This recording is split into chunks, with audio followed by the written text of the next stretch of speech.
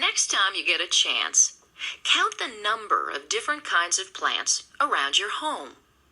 There are hundreds of thousands of different kinds of plants on Earth. Scientists place plants into groups to make them easier to work with and to study. You observe.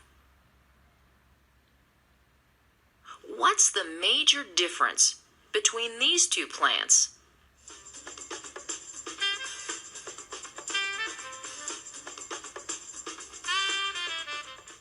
That's right.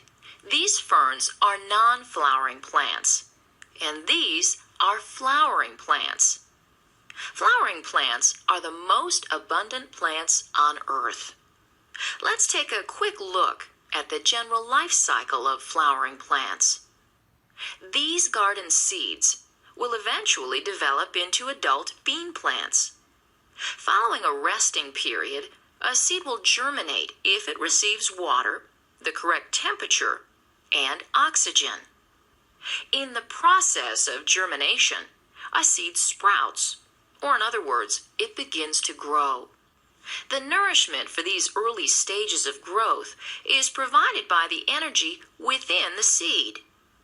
If conditions remain favorable, the seed develops roots, a stem, and eventually leaves. Once a plant develops leaves, it has the ability to produce its own food from the sun's energy through the process of photosynthesis. A mature flowering plant eventually develops reproductive structures we refer to as flowers. Flowers have both male and female reproductive structures, which you can sometimes see, even though they can often be quite small.